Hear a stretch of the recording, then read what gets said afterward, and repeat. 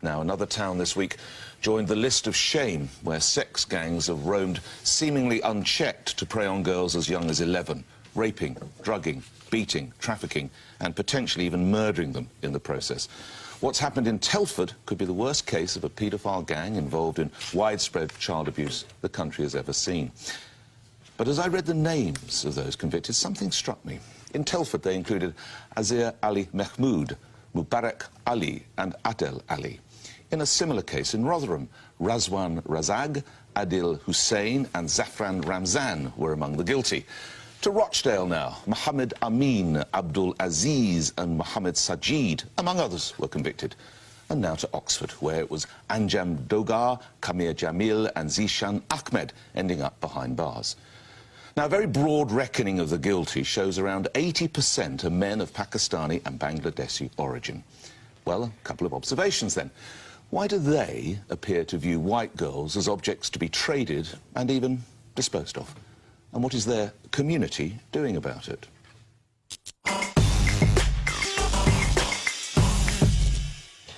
Nick, this is a tragedy that's been going on up and down the country, and unfortunately, the police and local councils have been complicit in covering up this scandal. Well said. Yeah. Time and time again, they have found that British, Pakistani and Bangladeshi South Asian Muslim men like me have been involved in grooming underage white girls and targeting them in what I would describe as racially motivated sexual assault. And for fear of racism, the local politicians for fear of losing votes and the police for fear of being sacked by those local politicians have been hiding this situation. And of course, then it led to a national inquiry. We know that because the conclusions of the national inquiry were the same. I'm going to read to you something, because Telford could well be worse than what happened in Rotherham and Rochdale. And yet still, despite that, we have the superintendent for Telford and Wrecking, Tom Harding, saying the following. He said that what I would say is sexual offending across Telford and Wrecking is virtually identically proportionate to the breakdown of society, so it's not one particular section over others. Forgive the language, the French, but this is total BS, because he's confusing two types of sexual offences. And we as Quilliam looked into this, and I'm going to come to the stats in a second. I know you've done a lot of, and you've done a lot of broadcasting. You're a real pillar in this area, I have to say. Salute what you've done. Thank you. Type 1 is the grooming of underage white girls, or any girl generally is type 1 as a category, the grooming of underage girls by gangs of men. Now, in type 1, where the grooming gangs are involved, it was found in our research that we found, I'm going to put this up on the screen for you, that 84% of those involved in type 1, which is gang grooming of underage girls, were, what it says there, South Asian. To be specific, they were Pakistani and Bangladeshi Muslims, right?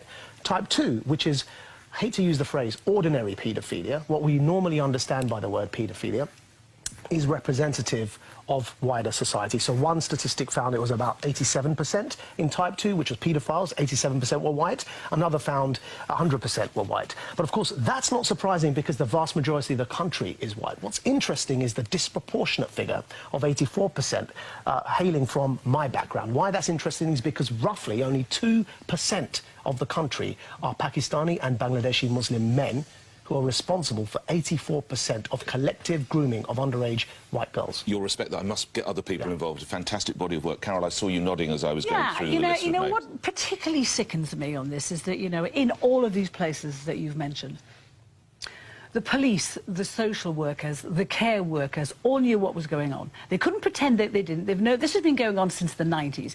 And yet they chose, because of what you're talking about, Maajid, because the biggest crime is to be accused of discrimination against ethnic minorities, they chose to throw these young girls to the wolves. And I just want to show you a bit of film here from the MP of Telford. What has happened in the past is it's not been clear both to local authority or to the police that what is being reported is a crime. And I think procedures have improved, I think practices are now different, but there are still young people coming forward who feel that their voices are not being heard. You see, that to me is absolute nonsense, because these girls have gone and made their voices heard for decades and no one was listening. That is a really disingenuous comment, because these girls had no way. It's not just a case of somebody grooming someone online. Some of these girls, as young as 11, were dragged into filthy, dirty houses and gang raped by men. They were perfectly aware that was a crime. And compare and contrast with another Labour MP in Rochdale or Rotherham who made the point and was promptly sacked from the front bench for talking in the sort of terms that Maajid has. We must get others involved. But just let's say over Telford, 2 of the whistleblowers who tried to protect these girls were fired. All right.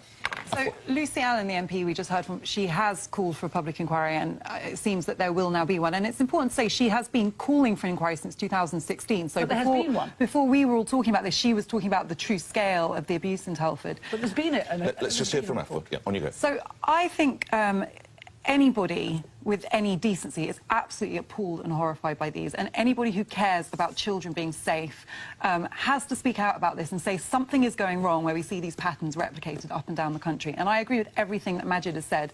I think my concern in the way we talk about this, and I've done a lot of work on this as a reporter, as a social affairs editor before, is that there are 2 narratives that are both equally dangerous, right? We hear that the reason that the police and councils failed these vulnerable girls is because they were afraid of being accused of racism. Whether that's true or not, that is no excuse. There is no excuse for public servants not doing their basic job of protecting vulnerable children. The other narrative I've now heard from people who work in child protection is that police and local authorities now have this idea in their head that people who abuse children are Asian men of Muslim backgrounds, and that is obscuring the reality of other children who've been abused. Now, that's equally dangerous, because if you care about children being safe, you want all children to be safe. You don't want prejudice in local authority and police keep putting children at unnecessary risk. The thing I would say about Maajid, your figures, you know, which I remember at the time, and it was really important work. When we talk about this being an Asian problem, a Muslim problem. 100%, according to the NCA, of paedophiles, so not people who exploit vulnerability, but people who are just sexually attracted to children, are white. That's type 2. Okay. Yeah, we don't talk about that as a white problem, and we also don't say that the white community needs to work out what is going wrong here and why there is paedophilia in its ranks, which there clearly is. No. I don't think we are talking about type 2 paedophilia, which is white men who are attracted to children. What we are talking about is the Asian grooming gangs. I understand that, and but I am raising type 2. We need very briefly to say this is a class problem, this is a cultural problem, and this is also a language problem. Religion as well, by the way. Also religion, because firstly on language, these are paedophiles who are raping children. Okay, let's just accept that.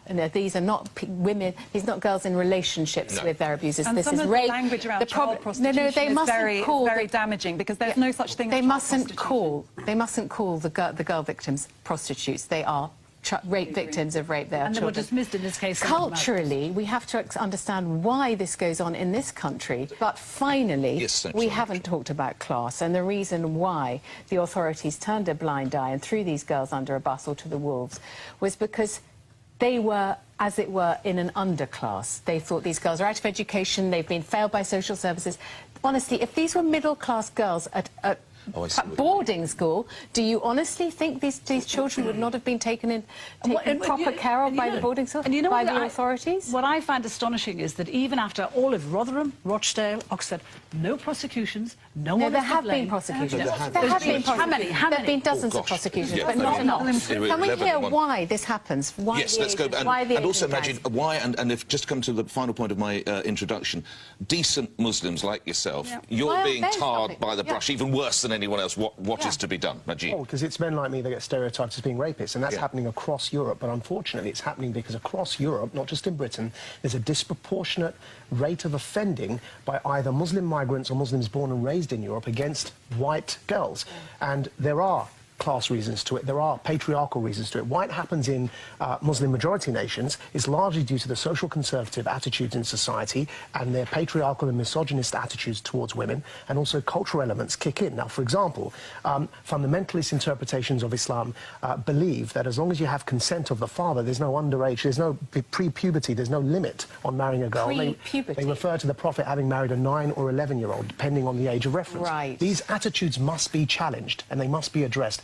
Finally, to Afua's point, yes, either 87% or 100% of paedophiles in type 2, which is those who prey on young, vulnerable children, are white, either 87% or 100%. But that's reflective of society. So it's a problem. 100% of society isn't white, Maajid. Yeah, but that's why I'm saying it's between that number, because we have two conflicting figures. The problem needs to be addressed, but what it certainly isn't is 2% of the society committing 84% of the crime. That has to be addressed as a category on its own. Now, the police haven't been doing enough, nor have the politicians, yet this week alone we find a journalist being stopped by counter-terrorism police at our borders under Section 7 of the Terrorism Act 2000, being deprived of the right of silence because she was distributing leaflets that were offensive to Muslims that said Allah is gay. That's not a racist leaflet. Yet we've got this going on in Telford, and I was ashamed at the lack of response and the drag, even in organisations such as the BBC, in reporting this. Yes, I was ashamed. 48 hours it took them. We have to move on, but I'm sure this will come up again because it's such a terrible problem.